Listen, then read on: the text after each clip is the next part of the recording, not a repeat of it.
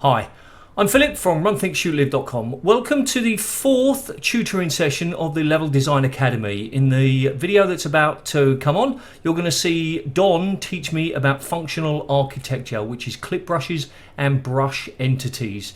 It's cut short because I had to stop, but there's still plenty of interesting stuff for you. So let's get started.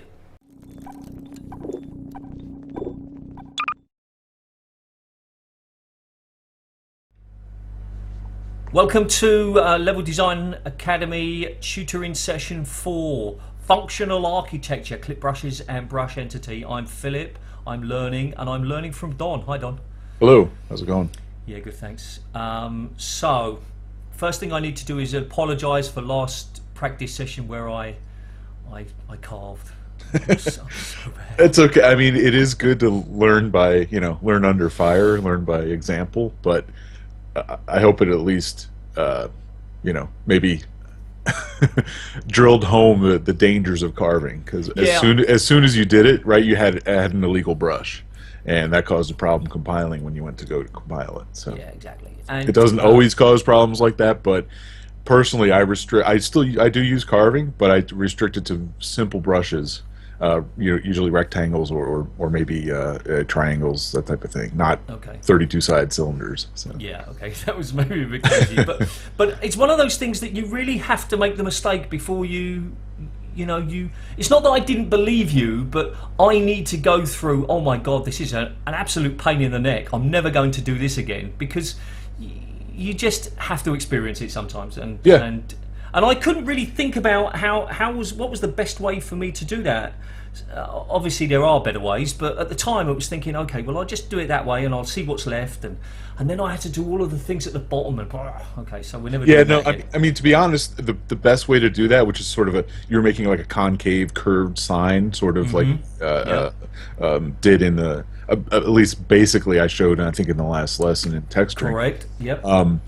Honestly, the best way to do that is vertex manipulation, which we have not covered yet because it's a pretty advanced tool. So once you have sort of all the tools in your toolbox, you'll be able to better understand and better create what you're sort of envisioning in your head. So, yeah. I mean, really, some of it's simply from restricting you at the moment because this is only our fourth session. So yeah. I suppose what I should have done is I should have just made the cylinder and then just built other brushes around it, and done it that way. But we'll see how it goes on. Yeah, that's a good way to do it. Use it as a guide. Even though if I were to build something like that, I would use a cylinder as a guide, but I would still use vertex manipulation to create each of the small brushes along that curve. So. Yeah. Okay. Once we cover that, I think things will become maybe a little clearer and easier, at least to envision what you're trying to make. So. Okay. That's what Miga told me to do. And going back to sort of we're talking about the previous session now, yeah? So, yeah. Okay. Somebody made a comment on the YouTube video about I really wasn't using the textures in the right way. I should have been using more of the align buttons and things. So maybe I'll have to. I don't remember that specifically, but I do remember pressing my right mouse button and things not happening like I expected them to happen. So I don't really know. Yeah, I think that'll understanding and comfort with that will come with not just practice, but going forward. Texturing is something you'll use every single map you make, right? Yeah. So that's why I wasn't too reluctant to press on for this lesson, because we don't directly build on the last lesson. So that's fair. With brush creation and then brush texturing, and then even today's lesson on brush entities, these are things you'll use throughout your mapping. They don't directly build on each other. They're sort of parallel tracks almost, but I would be afraid to go to the next session without you having several practice sessions sort of under your belt and a little bit of comfort built up, especially with texturing. Yeah. Brush entities, you can always look up references online and find out what the options are, basically which brush entity to use, depending on what effect you want to accomplish. So there's plenty of reference and information about that. Texturing there is too, and there's probably good videos on YouTube, for example, on texturing and how to, like, sort of the technical how-to of texturing, but I think you'll simply get much more comfortable with it in your next practice session or two. Yeah, it's very clear that that nothing you've taught me so far has been difficult. It's not complicated. It's not hard to understand. It's just that if you don't use it, you can forget it very quickly. And I think that's what happened with some of the texturing things you told me. Right. That I hadn't used it, and as I keep telling my students, use it or lose it, and that's exactly what happens.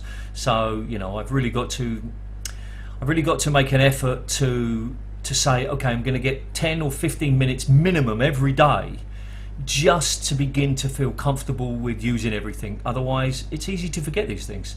Right. So, yeah, and what you build in your practice sessions doesn't even have to be fully playable. yeah, no. For example, you just create a room to practice, say, making brush entities, which we'll cover today. Yeah. And then not even end up compiling it, perhaps. I mean, at the end you'd like to, but it doesn't have to be that session. You could just make a wall with some windows, come back to it on your second practice, for example, Yeah, and absolutely. build from there. So. No, you're right. Yeah, not everything I do has to be released or part of something else. It can just be purely for practice and then discarded. Okay. Okay, so today we're going to cover, I sort of nicknamed it functional architecture as the best sort of generic term I can come up with. That's good. Our goals are to understand what clip brushes are and how they're used in Half-Life and GoldSource. And then something that I've mentioned before, brush entities. So these are, we've got what are generally called world brushes, which is what we have been creating this whole time, which are just basic brushes that make up the architecture of the map, the physical walls, floors, ceilings, things like that.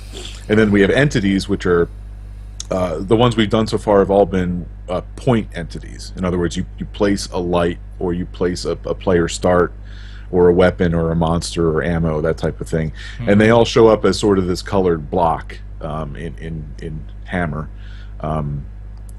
But there are combinations. There are entities made out of brushes as well, which we'll get into in the second half of this presentation today. Okay. So to start with, clip brushes are just used to physically block the player. They're can also be called invisible walls, but and I know from and I feel the same way from playing user-made Half-Life and Half-Life 2 mods. Invisible walls, if they're used improperly, are really frustrating, right? You're blocking the player from something that he thinks he should be able to get to artificially, and that's really frustrating. But let me say that clip brushes have a distinct, definite use in mapping, not just to create sort of artificial invisible walls, but to protect the player from being caught on things. And we'll go through examples of what they sort of why they're used in mapping. But they only affect the player. Right. Well, they can. Yes, they only affect the player. They do not stop. They do not stop non-player characters. They don't stop Barneys, scientists, aliens, grunts, that type of thing. And they don't block bullets or grenades, anything thrown. Yeah, grenades or satchels or anything like that. So. Okay. And to make a clip brush, it's simply you make a brush with the clip texture on all sides. Okay, it has to be. You can't just put it on one side or a couple of sides. It has to be all sides. If you don't, you'll get an error during compile. So I think it's mixed face contents or something. The error is called. So if you put a clip brush on a normal brush by accident, that will give you the error. Yes, that will give an error during compile. So not during build time, but when you go to compile the map, it'll stop the compile, I believe, and say mixed face contents. And clip brushes is the proper technical term. Yes, that's what they're called. Yep. Yeah, I know it gets a little confusing when we're talking about in Hammer. Obviously, there's a clip tool, right? Yeah. But that's unrelated to clip brushes. So yeah, I can understand the terminology may be a little confusing at first.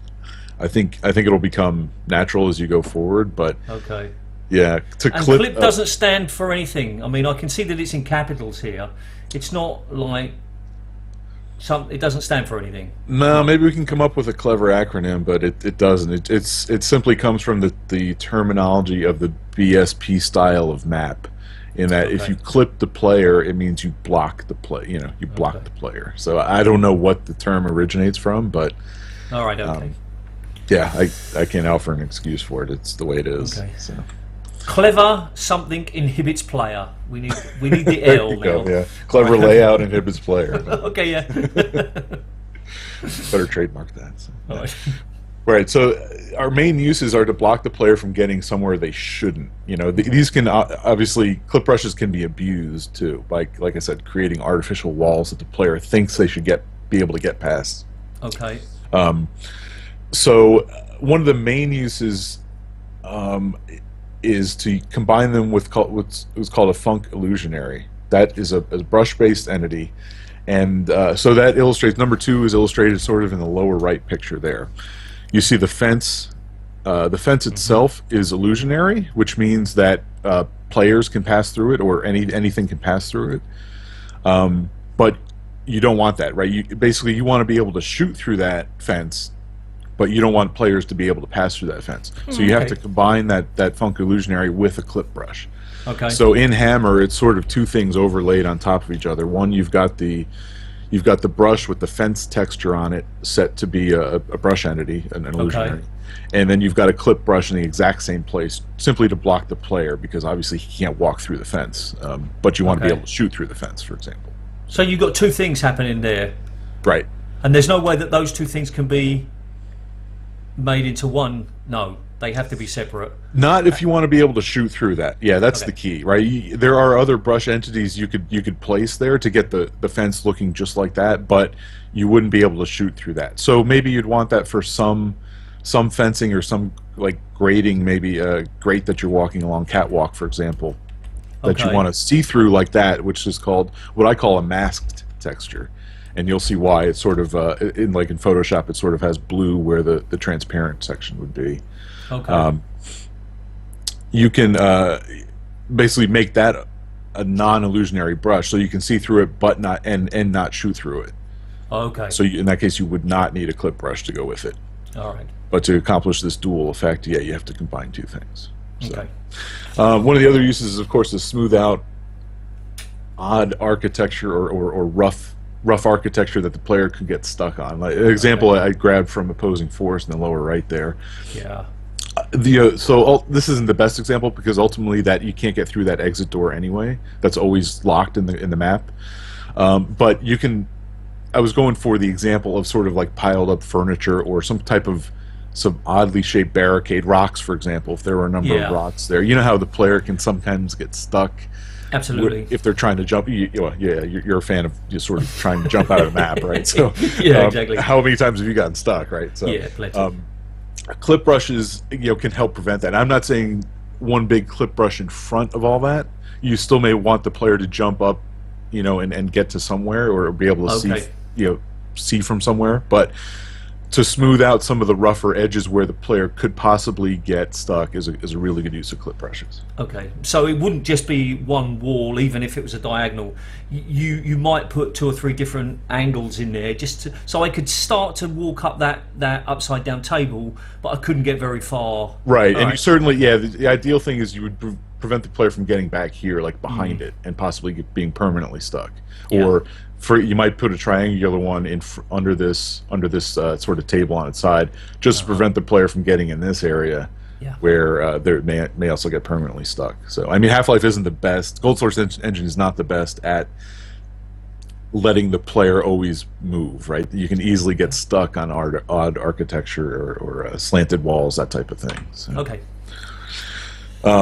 The other uses is that it seals the sky brushes for outdoor maps, and we'll get to this when we get to lighting. I think it was when we'll cover sky brushes. But let me play a bit of this clip. I found this. So this is a short YouTube clip of the map in Half-Life where you launch the rocket. There's sort of an outdoor area there with slanted concrete walls. This guy has climbed up the wall and he jumps right out of the map. So I think I've done that as well, actually. Yeah, you can do it in a number of places, even in the standard game in Half-Life. So you see, this is where the sky brush would be, and you just jump off and you're outside the map. Yeah. And it actually acts like water. Like if you listen close, you can hear sort of water sounds. You can sort of swim along it. Okay. But anyway. So clip brushes on the sky brushes prevent that from happening. So if for whatever reason the player is able to get sort of out of your map, this prevents them from truly leaving and drowning, outside the map. So, Okay, but they're only on the sky brushes. I mean, because the sky brushes are treated as water for whatever reason in the engine. That's why you hear these water sounds as he jumps out of the map. So it's physically not just leaving sort of where you think the player should be, but physically leaving the map boundaries if he gets into the sky brushes. Right. Okay. So, I mean, the nice thing is we don't have to worry too much about this because the compile tools that we're using will automatically add clip brushes to where we have sky. Okay. Unless we intentionally override it, but we generally don't. So. Okay. Could you go back to the beginning of this video for me? Yeah, sure. I think I started, he just comes in the map and then slowly climbs up this wall called surfing. Yeah, this is what I do. Yeah, this is called surfing up the wall. So. Oh, surfing. Okay. All right. So, wouldn't it have just been easy to have just put a clip across this, just where he gets to now, just a clip? Yep. And it's that simple? Yeah. All it's right, that simple. okay. Although, even now, because ideally you'd want to prevent him from even seeing that part of the map where it kind of drops off and there's no architecture back there. Yeah. The better thing to do would probably have been to extend this rock wall sort of behind this on this fourth side. So you see you got rock walls 3/4 of the way around. I don't know why they didn't do it on that last wall, but whatever. So yeah, there are ways around this, and the more you look at Valve's maps in depth for Half-Life, the more things you notice that they might have corrected if they had paid a little more attention. But okay.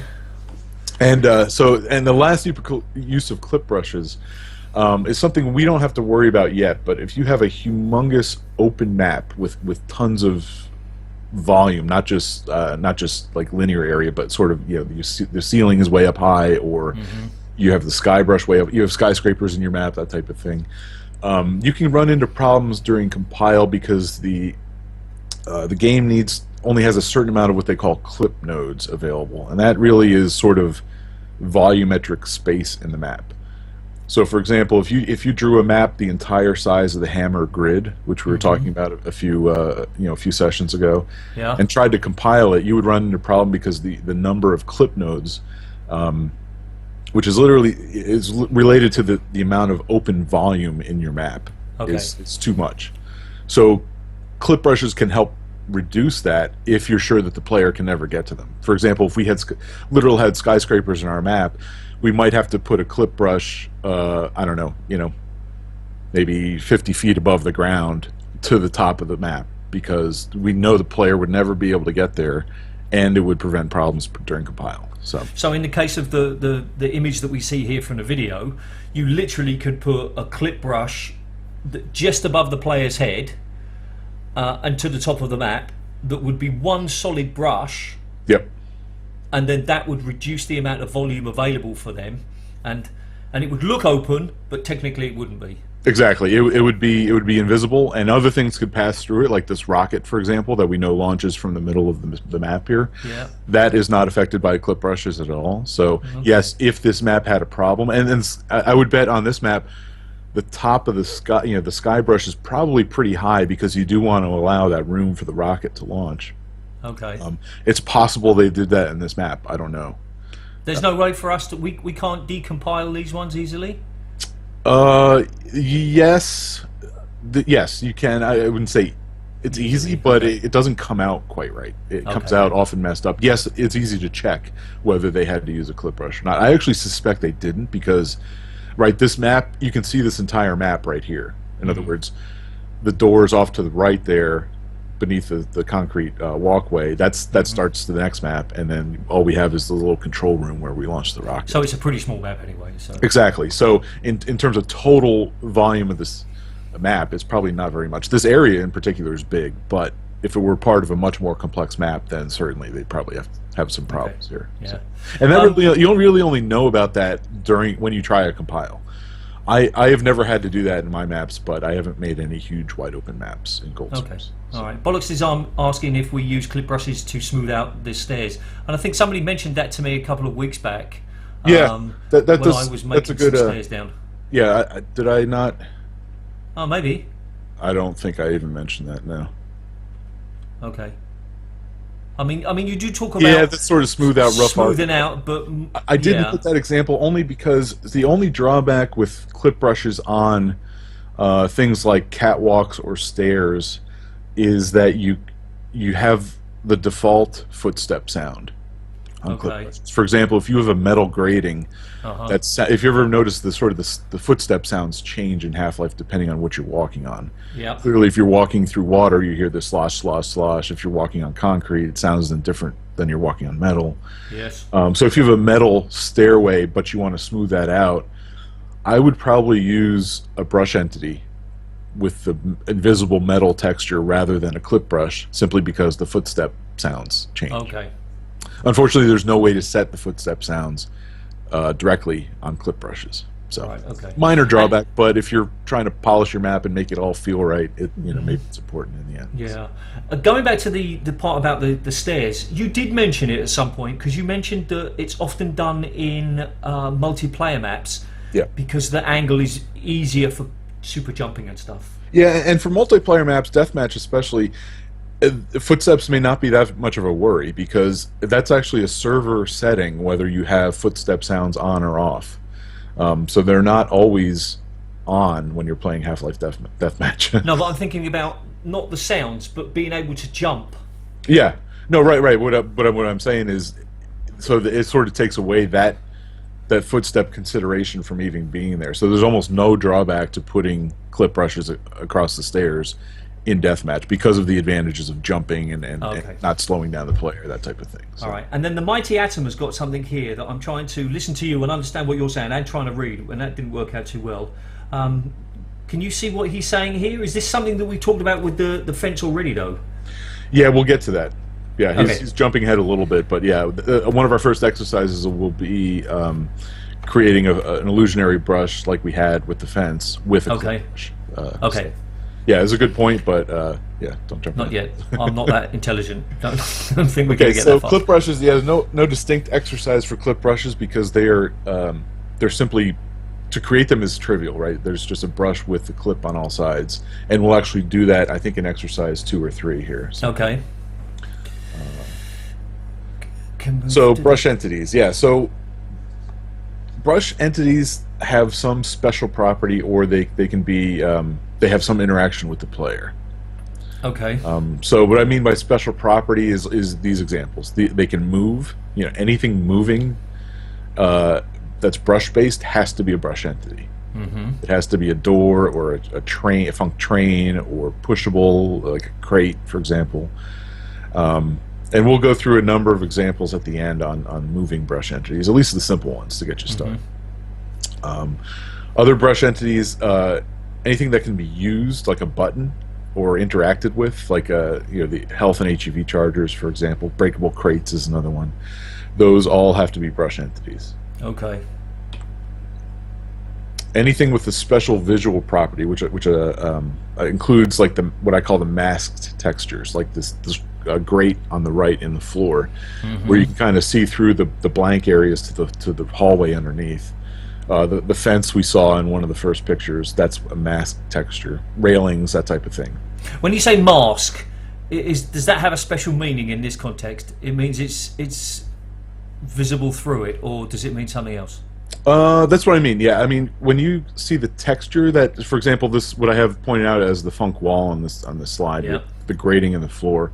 When you see the actual texture, the see-through areas are bright blue. And yeah, that's what I mean by masked. So it's similar. Maybe I'm stealing that term from Photoshop. It's sort of like a mask in Photoshop where some of the image is opaque. You can't see through it. That's where the metal would be, and some of it is set to be transparent in game. So unfortunately, it doesn't show up that way in Hammer. Some of the more recent map editors do render those as transparent in the editor. I think Sledge and Jackhammer both. So, for example, you place that brush you build that brush in Hammer with that texture, or not Hammer, but Jackhammer, for example, with that texture. It actually shows a see-through, which is nice to see. Hammer doesn't have that feature. So brush entities are also used as invisible triggers in the game, and we haven't really covered triggers and targeting things yet. That'll be a future lesson, but that's sort of when you want anything to happen. You want a door to open, you want a sound to play at a certain time, you want a scientist to start talking to you or have a little script that he does. Anything you like that happens for based on what the player is doing is through a trigger, typically. Okay, and that's a brush entity. In this case, yes. So this example in the lower right is taken from Half-Life, one of the maps that they've released to the public. One of the ones that we've opened before in Hammer. This is the HEV where you get the HEV suit. This is actually Freeman's Locker that I've shown here. Okay. So that trigger once is invisible in the game clearly, and when it happens on touch. So when the player touches this brush, invisible brush in the game, it opens the locker door for them. So they don't have to do anything. They just actually, the player's boundary crosses this point. Yep. And then it's set to open the locker door by default.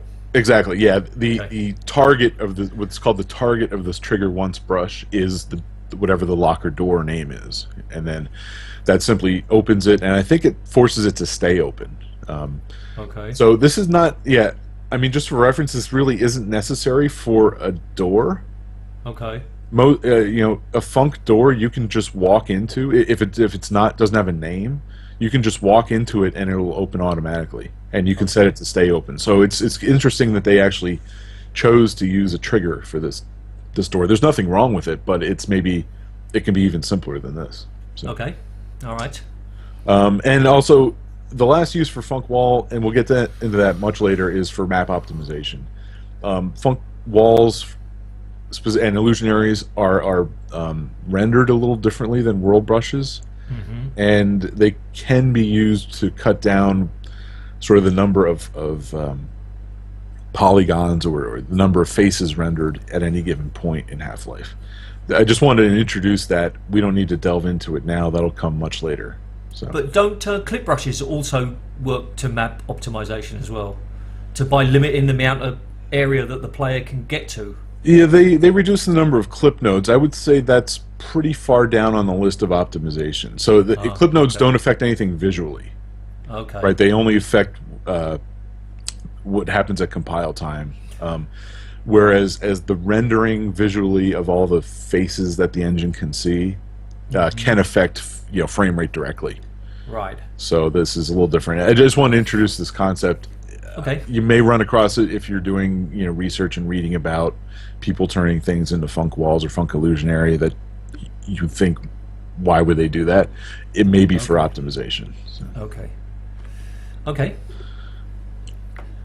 So one of the main things to note about brush entities, and this is often the case in GoldSource, is things really only have one function. You can't really combine things. Now there are some exceptions to that, like I said in the last line there, and some tricks we can pull to sort of overcome that. Okay. But that means you can't really set you can't set one brush to be multiple things. You can't have a door that acts as a door and also be breakable with a crowbar or a weapon or anything like that. Okay.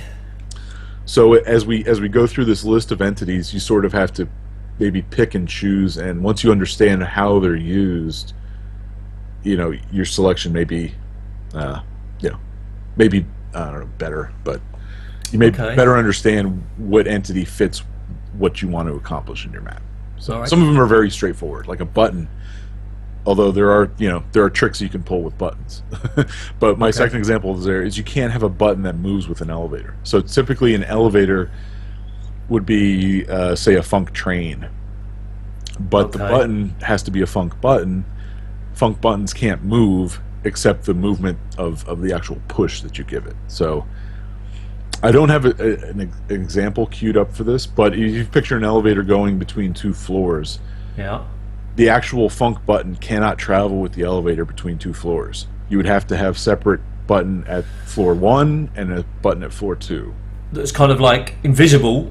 Exactly. You could have a brush that looks like a button that travels with the elevator that's actually part of the elevator entity. But it's not actually an entity, it's just a brush. And then you would have invisible brushes at the top and bottom. That would be the buttons that trigger. Obviously, so if you press the button between floors, it does nothing because Nothing. there's nothing there to push. Yeah. Okay. So my only point is you have to be cognizant of that. You don't want to go in expecting, well, I'm going to have this fancy tram that does everything and then explodes and then turns invisible and stuff like that. You kind of have to limit your expectations. All right. It's like chewing gum or walking. You can't do both at the same time. It's kind of. Now there are some exceptions, and one of our examples will be an exception where they're specifically built in to be able to assume the properties of another brush. Okay. We'll get to that soon. So. Okay. The other thing to be aware of in brush entities is they do not act like world brushes in terms of especially sealing the map. So when we talk about preventing leaps and sealing the map against the void, those have to be normal world brushes, not funk walls or funk illusionaries. The game has to assume any brush entity is passable by the player, so that's why they cannot be considered to seal the map. Okay. And even likewise, though they might look like a normal brush. Exactly. Yeah, they may look just like the brush next to it, but since they're given a name, or whether or not they're named, they're given a special status as a brush entity. Okay. The thing is, you can do what's called a kill on any brush entity or entity, for example, which means to totally remove it from the game. So the engine has to assume that brush entity is not permanent, which is why it cannot seal against the void. And is there a way when you're in Hammer to just click a button and say, just make all of these entities invisible so I can easily find my leak? Not easily. If you build it as a group, yes, that can be done, but that's rare. That's not really done.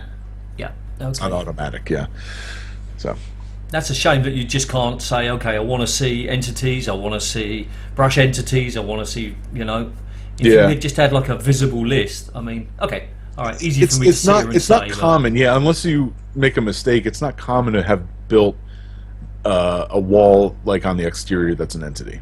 Yeah. Okay. And it may happen if you copy and paste brushes, that type of thing. You accidentally copy something that's already an entity and turn it into an exterior wall. But I would say that's pretty rare.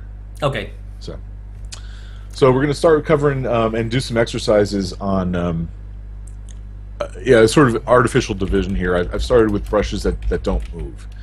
They're slightly less complicated than brushes that can move. So brush entities that can move. So this is not a distinction Half-Life or GoldSource mapping has. It's just sort of this is what we're going to start with because they're simple.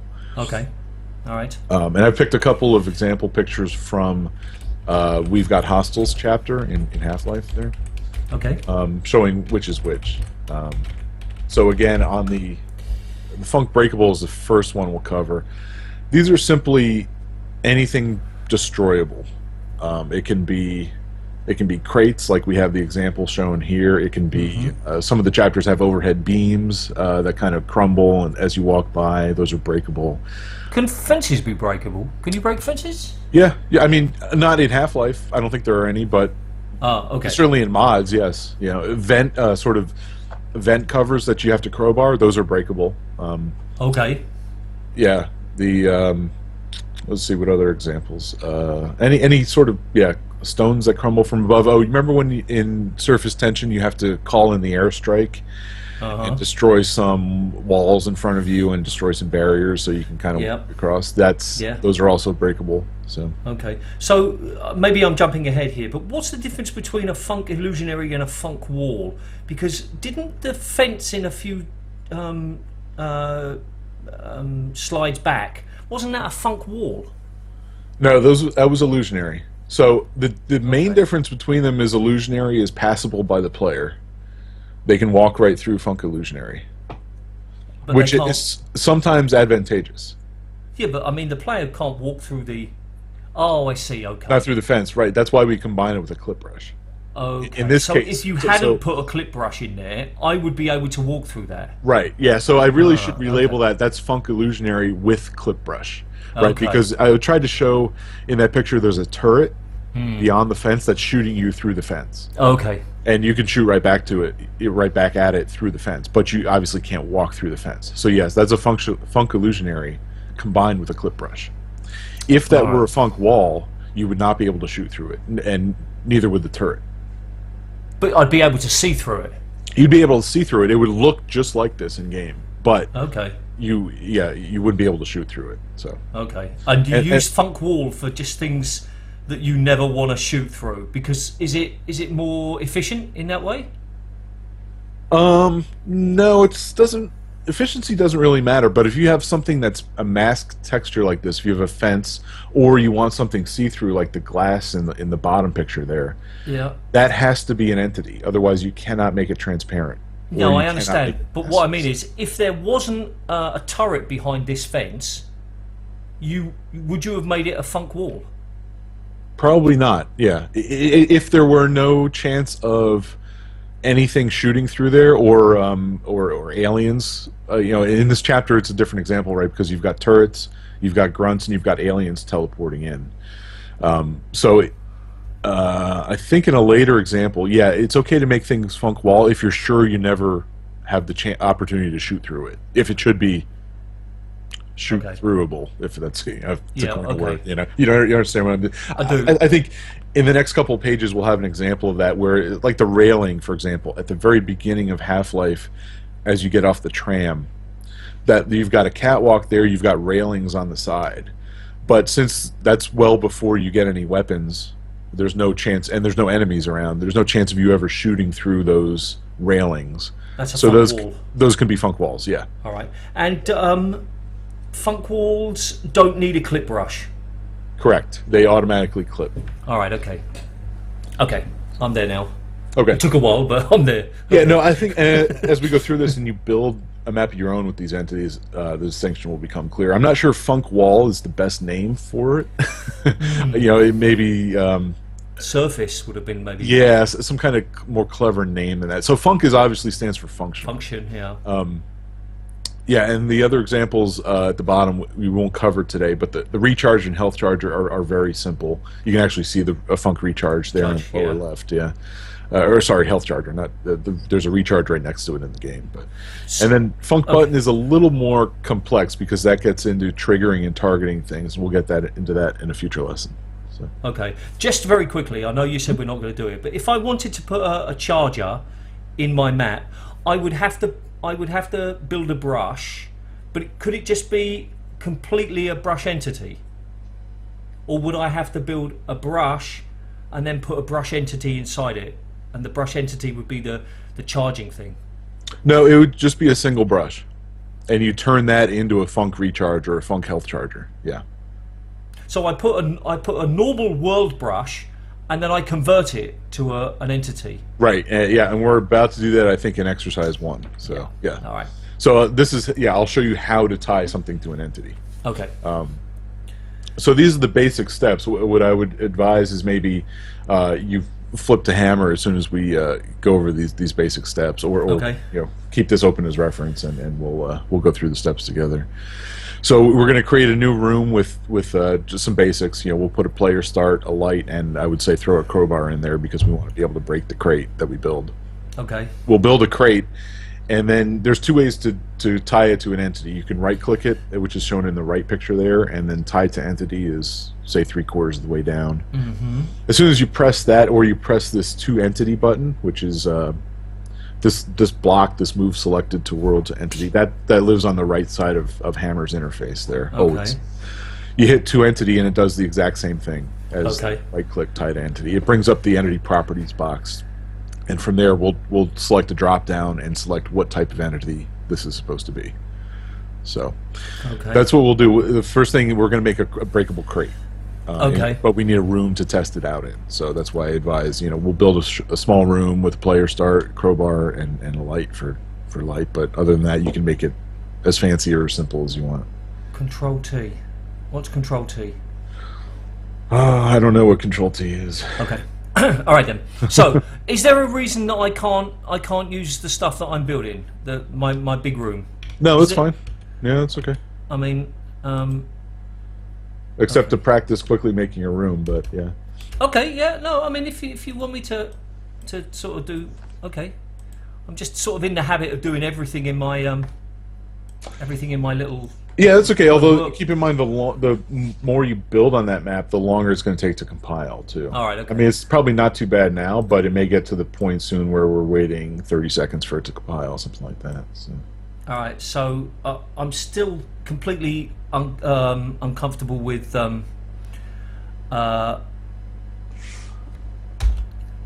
sorry, I'm just. Z is the one that moved me around in here, isn't it? No. What's the button that moves? Well, where am I? I don't even know where I am. Where am I? My mouse is gone. What's happened? Something's gone Oh, wrong. you're in the There. Z mode in Hammer, I think. Right? Yeah, but why can't I see anything? I I think you're just not zoomed out enough there.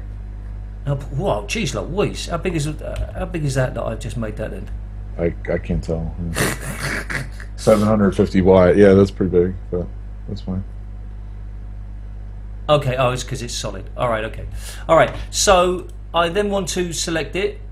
All right, and then I want to hollow it. I don't think you like me hollowing, but I'm kind of into this hollow, and I make it like -32. I think that's right. Yeah, -32. if I were you, I would retexture it first, but it's up to you. Okay, I've done it now. So, Okay. Well, yeah, I mean it's got the hurt texture on it, so. is there a quick way for me to retexture everything? Yeah, it should be a group. So just select it and then browse for a generic concrete texture or something like that, and then hit apply current texture, which is the brown button. Apply current texture. That one. Boom. All right. Okay. So we're in there now, and we've got this huge room. Yeah, I like huge rooms. All right. So now what I need to do is I need to build a crate in here, don't I? Yep. That's the first thing I want to do. So what I'm going to do is I'm going to look for crate textures. Good. Okay. We're going to make a big one. I don't know why. Right. Now that's 96 by 128. So that should help me that if now I want to make something that's 96 by 128. 96 by no. Yeah, it may help to increase your grid size here. You're still on grid 8 or 4 or something. Okay. All right. Okay, so I'm 32. All right. Yeah. So that makes it much easier, doesn't it? 96 by 128. Oh, son of a bun! Oh. Right. Okay. So that looks about right. But it's not. It needs to be 96 like that. No. So it says it's 96. Probably, yeah. It's 128 high by 96 wide. Right. This texture. Yeah. Although that's a big crate, so it may end up. We'll see how it looks in game. We may end up wanting to scale that down, but we can test it first. So. Top. So the top should be 96 square, shouldn't it? Like that. Depends on the texture you want on the top. Oh. Right. Often the crate textures have a couple for the sides and then a different one for the top. Okay, but for the sides, this one should be okay. Yeah. Mm-hmm. And we think, but it's too high. It's too tall, so it needs to be 128 like that. That's what we think it should be. Boom. Okay. Obviously, it's in the middle of nowhere, so we need to. Oh, I keep moving. Oh. Sorry, this must be so frustrating for people to watch me screw around like this. Why can't I? Okay, there we go. So we just need to put it on the floor. Now we need to get in a bit closer. Now we need to muck about with the textures here. So I need to turn this on, and I want to fit it, don't I? Yes. Yes. That's the easy way to do it. Yep. Phew. Okay. That's why TL should be turned off. Okay, I've got my TL on. Okay, well, I'll leave it on for now. Right. Okay. So, shall we just move it in the middle? Fine. Here, I want to put an entity. Yeah, well, actually, first check that texture real quick. Oh, I was gonna. You wait, Okay, just deleted it, didn't you, or did you move it? I moved it, but now I can't find it. Where is it? That texture was actually rotated 90 degrees from where it should be. Yeah. Okay, so let's go back to this then. So. I think you're. I think the camera's inside it. So move the camera. Oh, okay. From what I'm seeing on the stream. So. Yeah, okay, you're the man. That would have taken me ages to figure that out. All right, so so that's wrong, is it? Yeah, if you look at the texture in the upper right, in the texture browser, yep. It's rotated 90 degrees. Oh, so I need to bring up the texture properties. So texture tool, and then left click on the face that you want to change. Okay, texture tool. See, actually, okay. No, I'll let you go through this. There's an easier way at the moment, but. Okay, see, this is the problem. I'm just not doing. Is this what you mean? No. No, the green. So the green box on the left toolbox. There you go. That's texture. Toggle texture application. That's what you want. Now left click the texture. There you go. Okay, you're ahead of me. I'm just watching your stream. So. No, I'm kind of right. So. If I go left and if I go fit, okay, that's worked, but I think that was more luck than judgment. Okay, but this one's not right. So then if I do fit on that one, okay, and as far as the top is concerned, I don't, oops.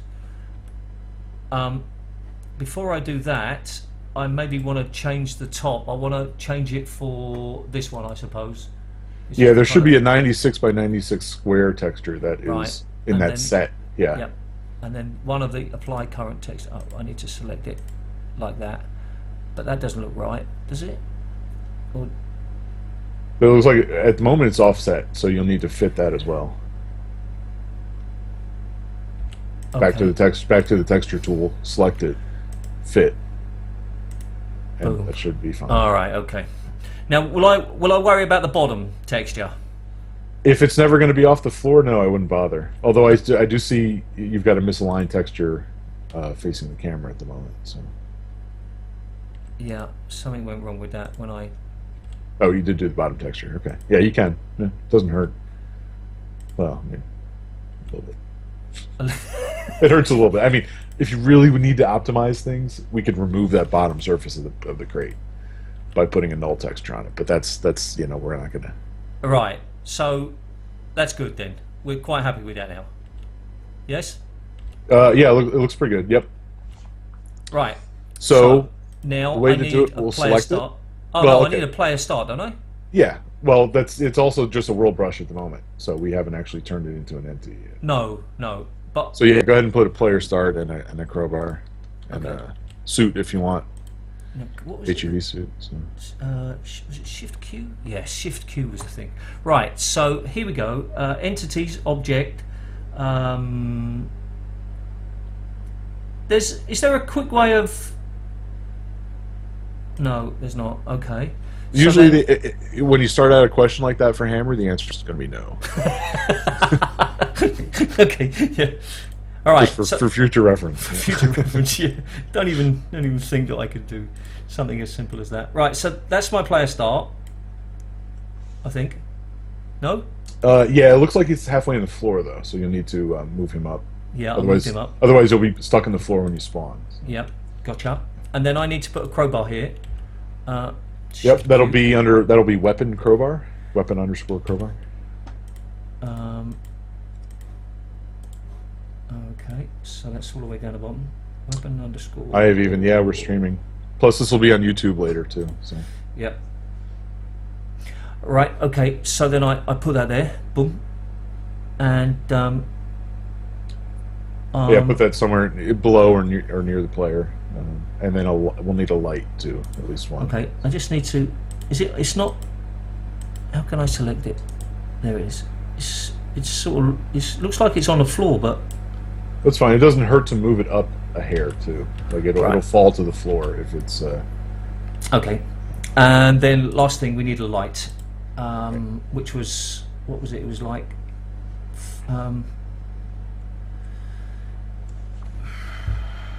Light. Yes. That's simple. All right, so I'm just gonna put that there, but I didn't. It didn't work. What went wrong? If I okay. Oh, you've already got an entity placed. It's waiting for you to hit enter to confirm. You see with the big crosshairs. Oh, okay. So now I can move these. I just sort of put one here, and I just put one there, and they're quite high up. We don't need to worry about that. Right. Good. So, they're way high up, but it doesn't matter. We don't really care about that. Yeah, this should be okay to at least provide some illumination for you. So actually, let me just. It's like on the floor. I better not leave it on the floor. I'll put it just above the playhead. Fine. So now I need to select this, and I can right-click. No. Yep. No. Maybe I need to be in. Not in the 3D view. You cannot right-click in the 3D. Oh. It has to be in one of the 2D views. Although the chat has pointed out the keyboard shortcut for tied entity is Control T. Yeah. I didn't know that. I don't use all the keyboard shortcuts. So. All right. So let's go back. So if I right-click now, I can tie to entity. Tie to entity. Yeah. And you also notice on the very right side of your screen you have the to entity button. Okay. Yeah. You've selected an entity existing and functional. Would you like to add the selected? Oh, that's because you went through this twice. So hit no. And we'll start over. Just hit no there, and then we'll. There's no here. You mean cross? In your pop-up box, you had yes or no. Yeah, I clicked that, and now I've. Now, yeah. Okay. Let's just start over. So close this object properties box and hit to world on the right-hand button, on the right-hand. Yep. Side with the boom. To world. Now you should see. You can always check in the bottom status bar of Hammer what you have selected. It'll say no select. It should say solid with 6 faces right now. Then if now I select it, it says solid with 6 faces. If that's an entity, it'll come up with the entity name and type. For example, this will be func breakable once we tie this to a func breakable. So. Okay. So now I could click to entity, or I could right click and then click to entity, or I could Control T. Right. They all do the exact same thing. Yep. I'm controlling T. Right. Okay, so we get a dialog box that comes up, and probably it'll say the default. I'm not sure what default entity you have. I've got button target. But I've got func wall. Func wall, okay. So this is just simply what we set in the original Hammer options. We can set what the default entity is for brushes and for points. So in any case, we don't want it to be a func wall. We want it to be a func breakable, right? Right. And is there a func soul brother setting as well? I missed that. Func soul brother. Check it out now. Oh, come on, Bob. All right. Okay, so I've made it func breakable. Func breakable, yes. And now you see the list of attributes. We'll look through these real quick. We won't set any here except maybe strength. And come on, let me do the name. Okay, that's fine. Yeah, general rule of thumb is you don't want to name entities unless you have to. But okay, it's okay. I have to. Okay. Yep. So we want strength. 1 is pretty weak. This is actually sort of in hit points. So 100 would be as strong as the player in theory.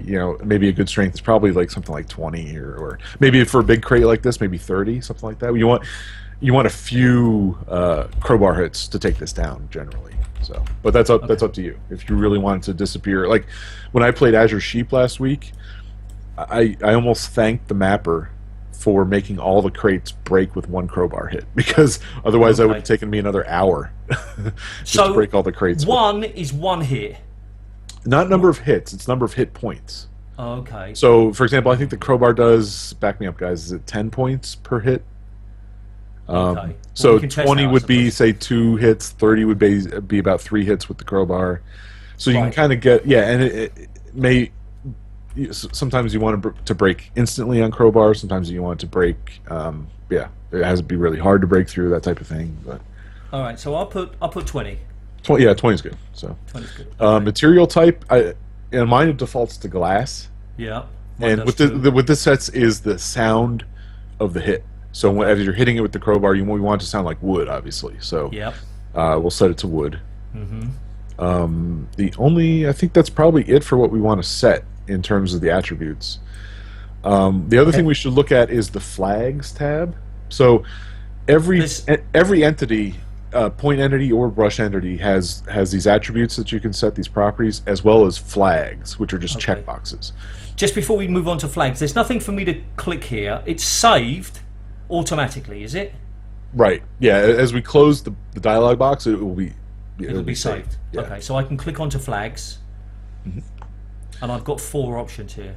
Right. So if we only wanted the breakable to trigger by something else in the map, like you wanted Okay. you wanted Something to the ceiling to crumble down, yeah, that type of thing, you would set only trigger, which meant even the player can hit it as much as they want, it won't actually break until something else happens in the map to trigger it. Will it have the breakable sound? I don't know. That's a good question. Yeah. Right. Okay. Yeah. All right. I know what you mean, though. It's a special breakable sound, at least for Yeah. metal, right? Not for wood. I think wood sounds the same. Oh, okay. I think metal definitely sounds. You can tell the difference between is it kind breakable and non-breakable. Yeah. Okay. All right. Touch. No, that's if you want the player you want to break as soon as the player bumps into it. Oh, And I don't know the difference between touch and pressure. Pressure might have to be vertical, like you fall on a vent cover and it breaks under you. I'm not sure. Okay.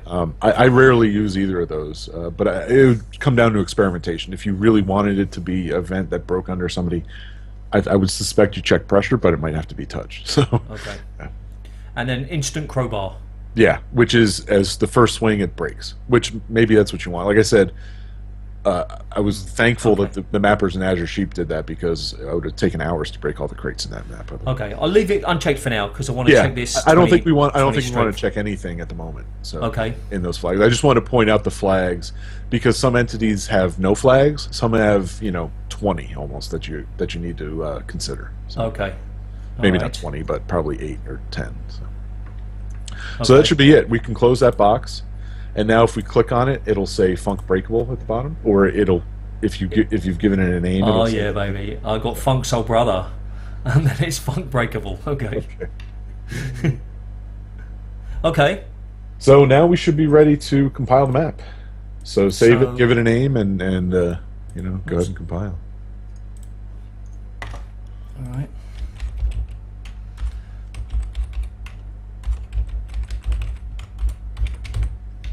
Okay.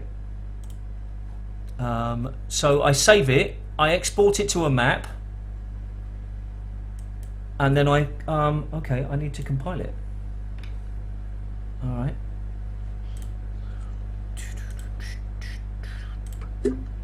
Test of your memory. Yeah, it always goes back to how many times have you done it? How many times have you done it? Oh yeah, it definitely becomes muscle memory after a while. Yeah. Okay, looks like it worked. Yep. And now, yeah, I would go ahead and open Half-Life and try to play it. So that's what I thought, Irby, but I wasn't sure about the difference. So Touch makes it break if you run into it. Pressure if you land on it. Okay. So. Okay. Yeah, those are only used in sort of special cases. Like for breakable crates. Well, if you wanted to break something to break while you land, I'd like a crate, which does happen several times in Half-Life. Okay. One of those settings is probably the appropriate one. It's probably pressure.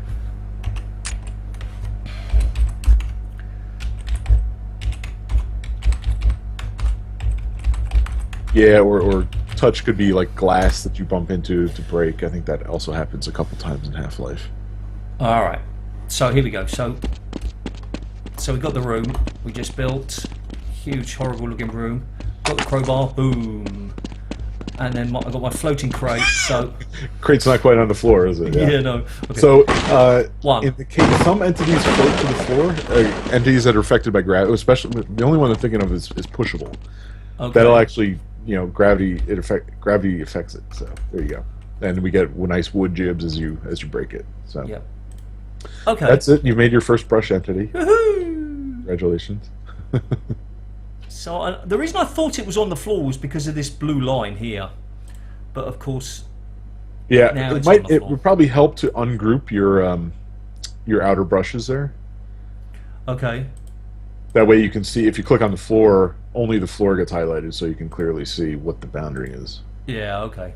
So this is where the sort of the not the trouble, but the quirks with hollowing come in. The brushes can overlap oddly when you hollow, like they do sort of at the corners of your map there. Not oddly, but perhaps not the way we would build them. Okay. Here's one thing that I think I learned, and I think I knew, but it doesn't make sense, at least to me, is that changing the size of the grid changes how I can move things. So here I can, because my grid is now 32, I can put the player in the floor, and that doesn't make sense to me. But if I increase the size of my grid, or decrease the size of my grid, sorry, I've got much more fine control over him. Right. But I always, and that might make sense to you, but I always kind of felt that when even with the big grid, I should be able to move it in small segments, but you can't. The grid isn't just some visual overlay, it's actually like an invisible wall that jumps between, that allows you to jump between places.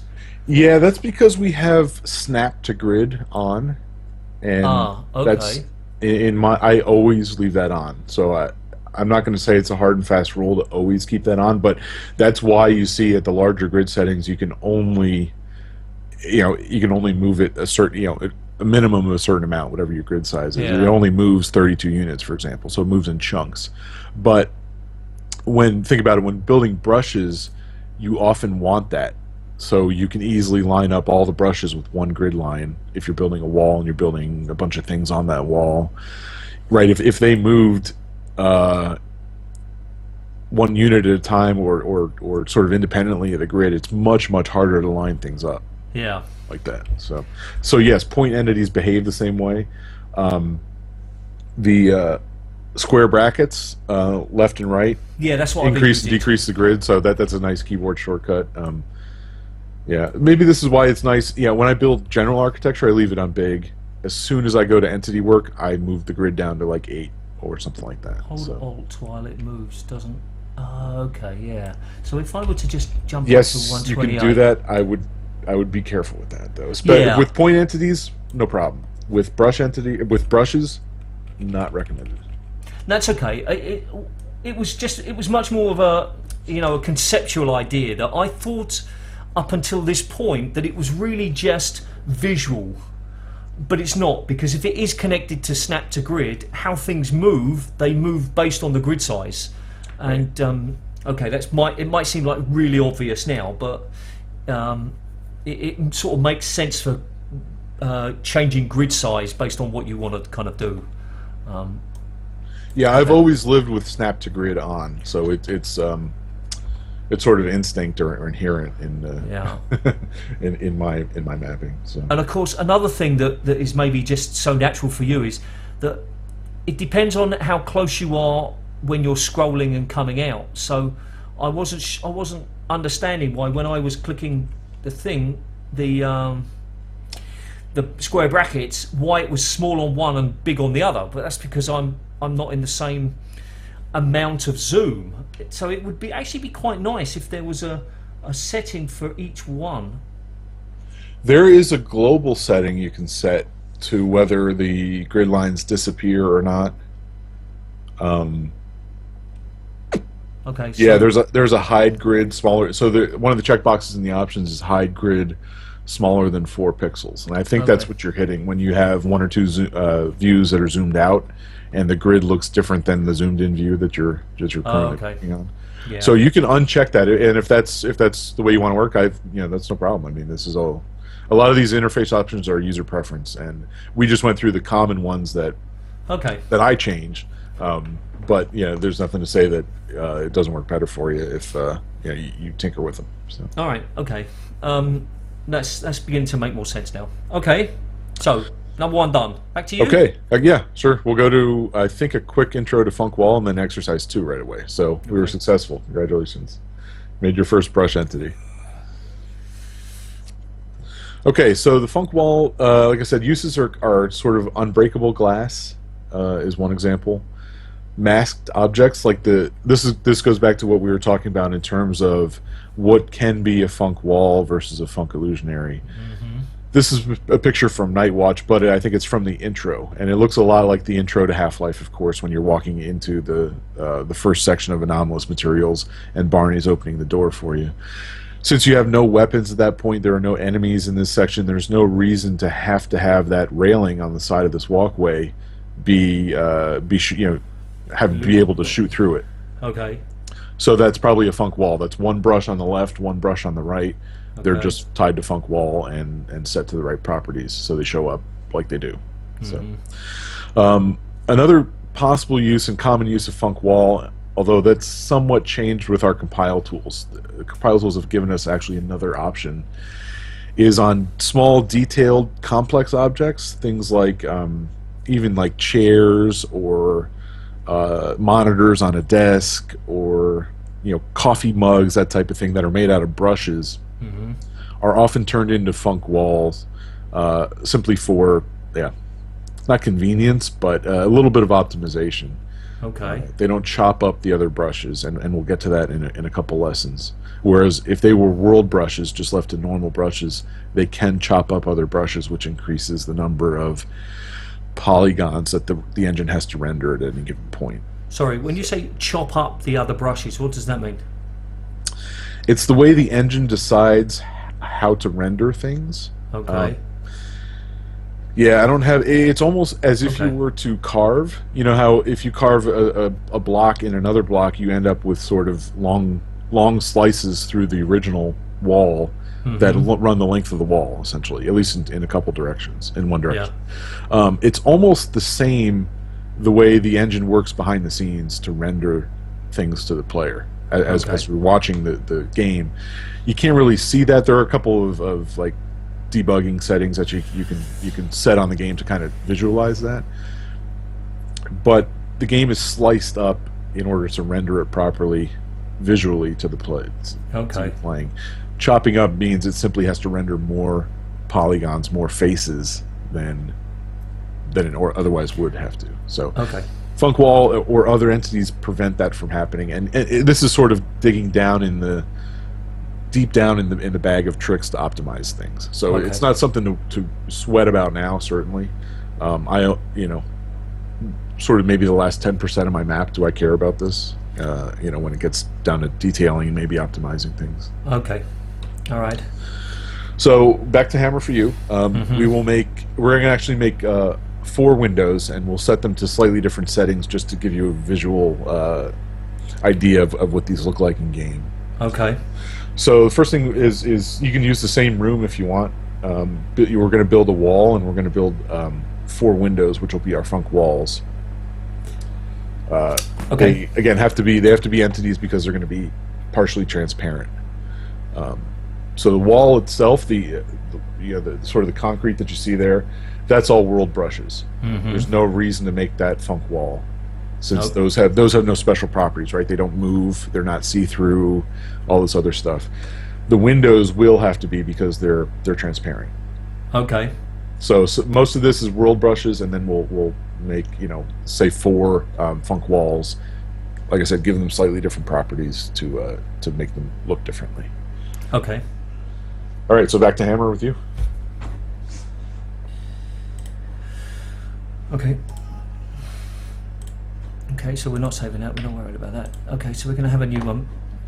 Going to going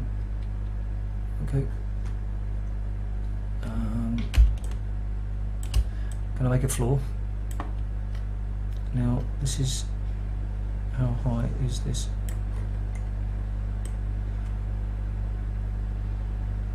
So I've been making sort of stuff at 32. Is that's kind of okay? I mean, yeah, that's pretty good for basic architecture, especially a test map like this. That's perfect. So. Okay, so what went wrong? Okay.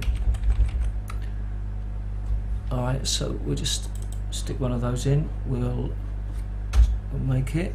That should now be a floor. There it is. Okay. All right. Good. So then we want to build some walls. So I mean, if I would just make this 32, and then that does everything for me, doesn't it? No. Does everything for you. In the sense, sorry, in the sense that it just immediately makes it 32. It makes everything 32. Yeah. Yes. Although you built your floor with a grid of 8, so it may be off grid currently, right? Yes, it's off. Yes, it is. Right now, you can grab the floor real quick, resize it, and it will snap to. Yes. It'll snap to the new grid, which is But what I would do. but do I not have to finish building this wall first? No. Yeah, just hit enter, and then yeah, and then go back and change the floor to match. Yeah. Yeah. Okay. So, what happened there? Okay. All right, and then select this, and well, is it the right? No, it's the wrong size. Okay, Yeah, you see how it snaps right to the corner where you need it. Yeah. Now you can copy and paste that wall. Yeah, to all 4 walls if you want. Yep. Okay. So this is. Yeah. Sorry. Does it for you. Yeah, and then shift drag, do that one. But okay, so what's going on here then? Why is this? Okay, don't know what happened. It's off grid because you only fixed one size of it, right? Okay. The floor was built with 8 grid. You're now on 32, so yeah. Okay. It's obviously it's clear. It's easy to remember it's easy to overlook, is what I meant. If you're trying to build architecture, going to a grid of 32 or 16 or something is good. I often forget, to start with that, but that's why you're running into sort of issues, off grid issues, at the moment. So because you've increased your grid without starting that way. Okay.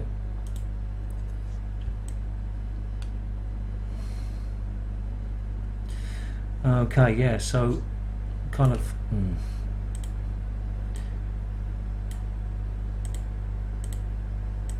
yeah, these are the little things that just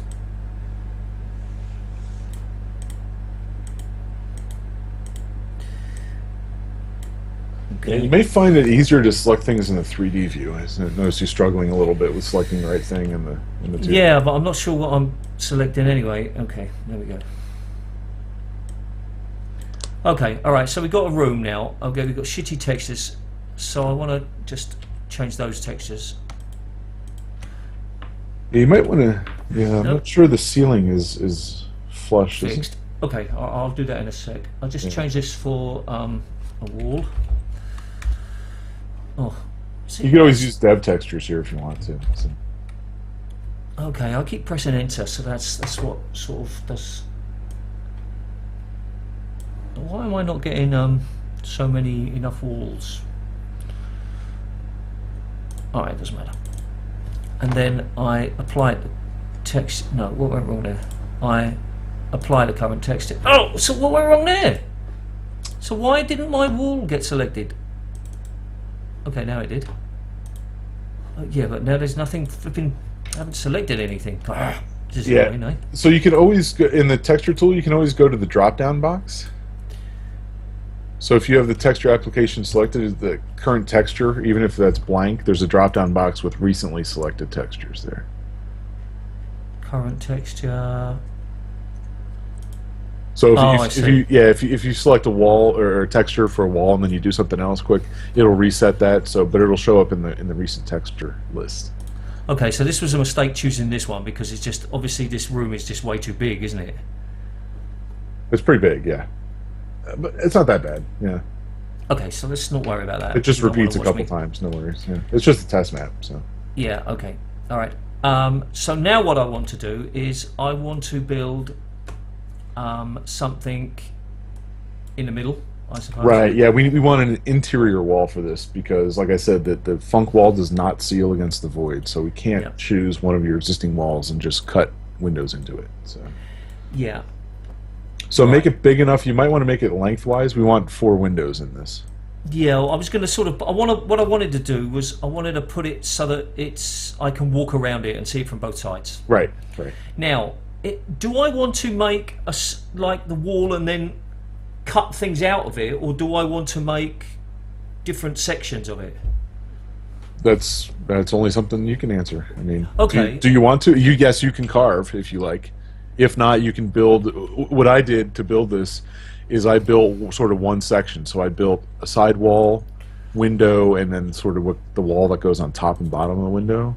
And then I copied that selection of 4 brushes or so 4 times. So I have a repeating set of wall plus window. Okay. If that makes sense.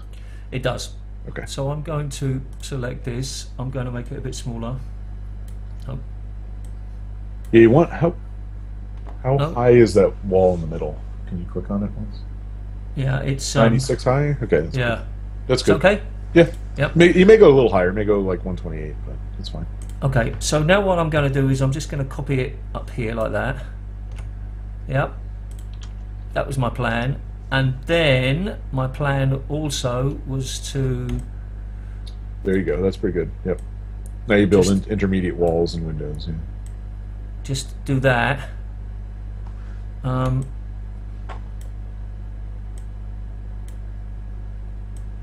Okay, it's not exactly the same, but it's close enough. Is that okay? Yeah, that was good. Right. So now I need to build.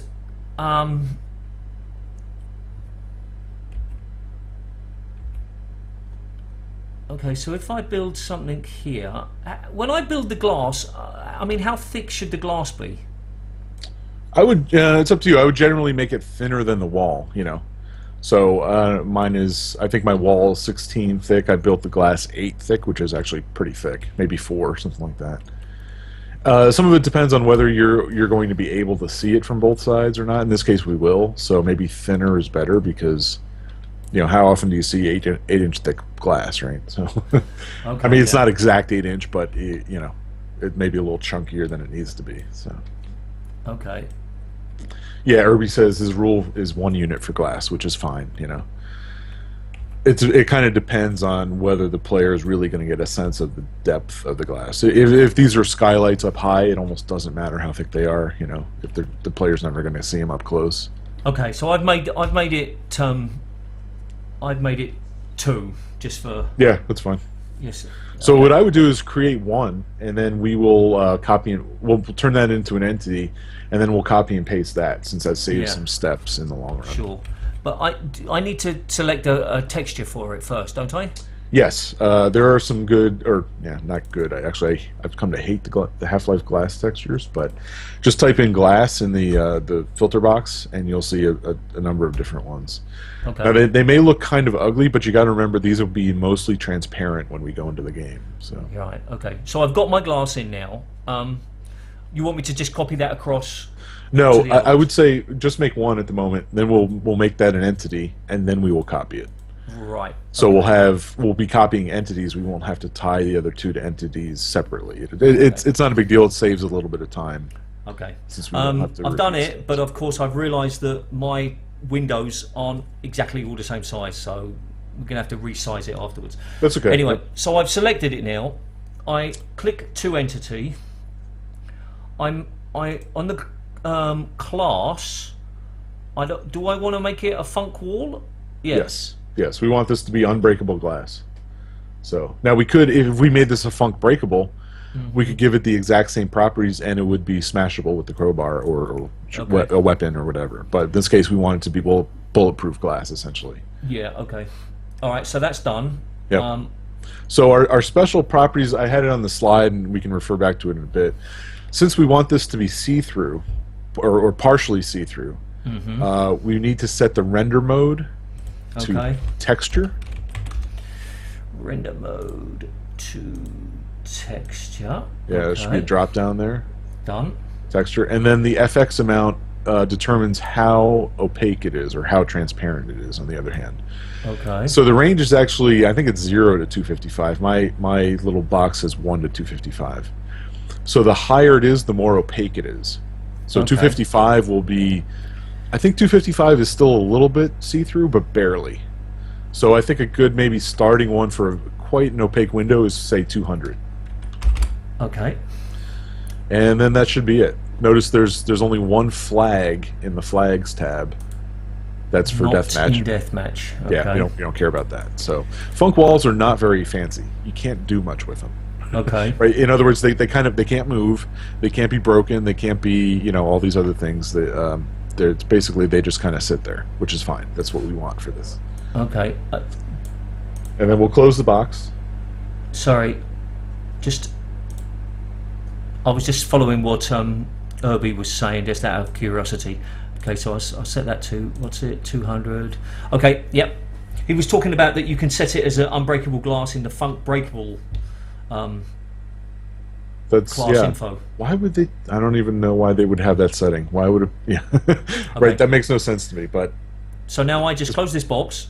Close this box, and we'll copy and paste this and resize it to the new, the second window size that you have, if that's a little smaller. Yep. But the nice thing to notice is now we've just by copying, we've created another Funk Wall entity with the exact same properties. So it's just like copying a light. It copies the entity, it gives it the exact same properties. So we kind of have a head start on setting up this Funk Wall. We just want to go to change the FX amount. Yeah, I'm with you. I understand. So, one thing I did want to note that a quick way to get to properties of anything, actually, when it's highlighted, you can either right-click and go to Properties, or Alt-Enter is the keyboard shortcut for it. Alt-Enter. So when it's highlighted, Alt-Enter brings up the object properties. Okay. So I just need to. I don't think that I've lined this up very well. Okay. Okay, all right, so I think that that's done, but what I need to do now is just Alt-Enter, and I want to change this to 150, for example.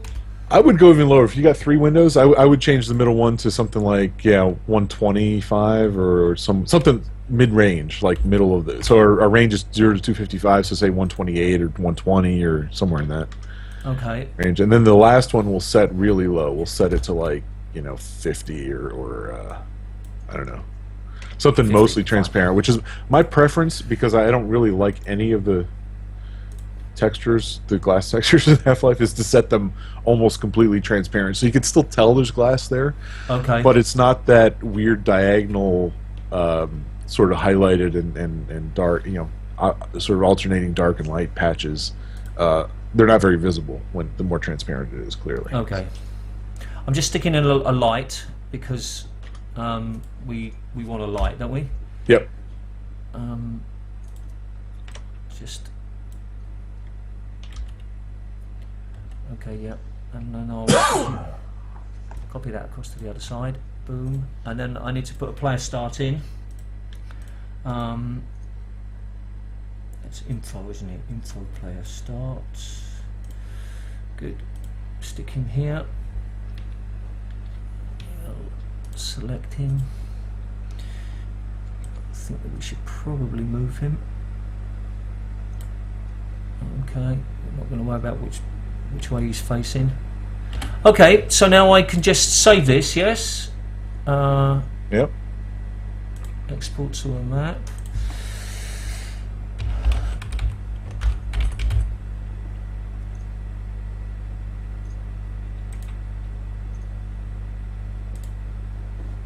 Okay, and then compile it.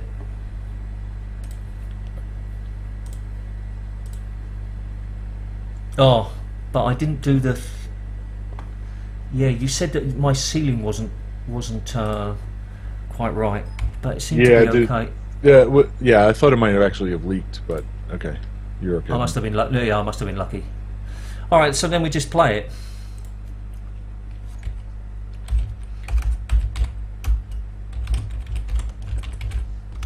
Oops, sorry.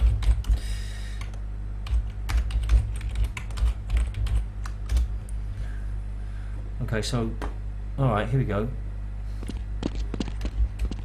Okay, yeah. So, as you see how obvious the sort of the stripes and the texture are. The more opaque it is. Opaque it is. Yeah. So that's why I really prefer making it mostly transparent. And now, if I had just go back here very quickly. If I put in weapon crowbar,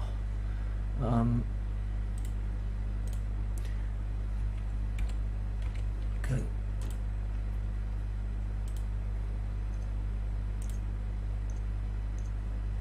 And I compile it again. Yeah, I think it'll give you a glass sound as you hit it. Yeah, I think it's based on the texture that you use. Some of them are built into Half-Life that they recognize that certain sounds should be made based on certain textures. yeah. That's. I mean, you obviously you knew what I wanted straight away. Yeah. Okay, so now I can pick up the crowbar. Okay. And the sound's the same, and this is like... Yeah, it leaves little crowbar decals, that type of thing. Yeah. But this is wood, so if I were to be using this texture, wouldn't I somehow want to separate them so that when I hit it, it would sound like wood, and when I hit down the bottom of it sounded like concrete? No? You could, yeah, but you'd have to find a texture that had that sound built in. Since this is a generic wall texture, yeah, okay. it doesn't recognizes does not recognize differences between wood and plaster or whatever that's supposed to be in your texture. Okay. In other words, it'll be set for the texture, not for pieces of the texture. Yeah. Okay. Yes, you could separate them physically in your map, but you would have to find the appropriate wood texture to use to replace that okay. to get the right sound. Because you couldn't... So what you're saying is you can't override the sound of a texture. Correct. Not in the map. It can be done outside of Half-Life, I think. In a text file. But if we were making our own mod, we could modify that. If this is a Half-Life Deathmatch map or something like that, Counter-Strike, you can't do that. So Okay. All right. you'd have to live with it. Yeah. Okay. So back to you. Okay, so that was our funk wall example. Windows. You made unbreakable windows. Okay. The next to show you is the Funk Illusionary, and that has a number of different uses. Illusionaries are good for any details, especially you don't want the player to get caught on or snagged on. This may be more important for multiplayer maps, like I said, Deathmatch or Counter-Strike. If you have obstacles or the example somebody brought up was light fixtures at like knee height or waist height, jutting out from the wall. Okay. You might make those illusionaries simply to prevent the player from accidentally getting caught on those as he runs past. It's maybe less important and less common in single-player maps. Okay. Any masked objects that you want to shoot through, like we talked about, fences or railings that you want the player to be able to shoot through, or enemies to shoot through, like that turret in the Half-Life example. Yep. You'd make that an illusionary, and you combine it with a clip brush, which is what our example would be. So the clip brush prevents the player from walking through it. The illusionary allows bullets and grenades through it. Okay. Other things in the map that should not be physically solid, like light rays, sort of in the lower right, lower left picture there. I grabbed that from a TWHL tutorial. The hologram I used in Radix. Sorry. So this light ray is a brush or something, is it? Correct. It's an illusionary, so it's not generated by the engine. It's not generated by the engine, and in fact, it does not cast any light in the game. It's simply a mostly transparent yellow brush. Yeah, Mapper's tricks. Okay. Now, normally, what I would do, and I'm not sure if this tutorial does it, but normally, say this is shining on the ground, you would also have that light fixture in the very bottom of the image, which you can barely see. That would also be casting light separately from the light ray that we built. So you would have a light on that fixture casting light. You may even have what's called a spotlight emanating from it, but neither of those would show up like this. The yellow rays coming out of it. That has to be a physical brush. Okay. A very old engine, keep in mind. So yeah. It's just something that I never thought about. I just, I mean, it makes sense as you say because it's an old engine, but it's just something I never thought about. Okay. All right. So, and the hologram for the MedLab sign, for example, which is actually a black and green texture, and I have it set to like flicker like a hologram. Okay. Those are commonly Funk Illusionaries as well. So, although that's far enough, right? That's above the player. That's far enough out of the way. That could be a funk wall if I really wanted it to be, but in this case, I want it to be pass through, so it's an illusionary. So. Okay. All right. Oh, and I skipped over the sort of the glowing monitors and lights. the top image is taken again from Nightwatch screenshots. But if you notice the sort of the blue monitors in the background, both on the left and the far right there, those are overlay textures that are Funkallusionary. That again are sort of blue monitors on a black background. So they actually a certain setting in the render properties that we went through. Remember we set one to texture mode. Yeah. One of the different modes, additive it's called, allows things to glow like that and erases the black from the texture. So they just show up as glowing monitors or LEDs or lights or something on a computer console, sort of special effect sort of things that you might want to create are often Funkallusionary. Okay. So next exercise will be to build a Funkallusionary. We're going to build exactly what we saw in the examples. We're going to build a fence.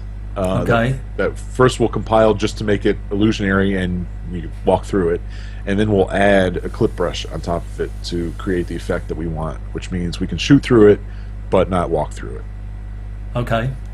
All right. I think I'm going to have to stop the stream now, though, I'm afraid. Oh, okay. Obviously, that's not how I planned it to be, but what I'll do is I'll keep this in mind, and I will use this as my first practice of my next practice session. I'm sorry to sort of stop us in the middle of something, but I've got to, I'm afraid. Okay, that's all right. Sorry. We'll pick up here at some point because I've got 3 more exercises on moving entities, but yeah, clearly we wouldn't have gotten to that anyway today. So yeah, I mean, we've been on for an hour and a half, so we normally go for 2 hours, but okay. So I will try to do this exercise. And, I would always recommend referring back to this, the slides at least, which are, I didn't put that in the chat, but that's on the bit.ly link, of course. Yes. So the slides are always can available. Go download for me these. To Yeah. So exactly. if you don't, and I think the suggestion was made on your last practice session to kind of review the lesson first. You don't need to rewatch the entire lesson, but if you refer back to the slides, hopefully they at least cover the main points of the lesson. So yeah, exactly. But if I didn't leave so much time between the last tutoring session and the practice sessions, I shouldn't have to refer back to them because it should be up here. But, well, we do cover a lot in each one, so you shouldn't feel bad about it. I mean, they're just they're 20 slides apiece, so it's hopefully hits the highlights without going into too much excruciating to all of the details. Okay, all right. So thanks for all of the chatters. Thanks for doing that. There was a point made a little bit earlier about testing the unbreakable glass setting of the Funk Breakable. That's another good practice. Yeah, that's another good practice. In fact, I would maybe start with the last map that you just created, and then, in other words, make that a combination. Test your illusionary there as well as the unbreakable glass. Change do all of them in one place. Yeah, okay, I'll do that. And then once I feel comfortable with that, I should be able to put the railings in the place in the thing that I'm building. Actually, it's a radiation testing lab. Do you remember I started to do that, but I didn't really know what I was doing? Yep. I should be able to add those in there and a railing at the entrance point as well. So I'll be doing that, and I promise that I'll be practicing much more. I might not be practicing live streaming, but I'll be practicing and recording those sessions, and then maybe putting them all together to sort of put on the YouTube channel, so that you can sort of follow it that way. Because the times, the times that I am available to do the practice sessions are terrible times for live streaming, especially for you. There'll be I've got maybe an hour in the morning, and nobody's available during the week at 10 o'clock. I recognise that, but I've still got to do the practice, so I'll record them and put them together. Okay, good. My one comment was when you go to build the railing, this is the slide to refer back to because of especially the set properties, the number 3 bullet there. That's exactly what you need to set for the masked textures. They're not. In other words, you cannot change the FX amount, or it simply won't work. It's not like the glass. And the other main point of this exercise was to add in an entity that was composed of several brushes. So as you see in the upper right picture there, those 3 fenced brushes, which kind of make a horseshoe shape, that's all one entity. So you simply select the 3 together, and then you tie them to an entity. Okay, so entities can be more than one brush. Exactly. Yep. Okay, that's an important thing. Okay, I'll do that. So thank you so much for your time, Don. As always, really appreciate it. No So problem. you've been watching Level Design Academy. This was the tutoring session 4, and Level Design Academy teaching you to take Half-Life to new levels. Thanks for watching. See you next time. Bye. Bye.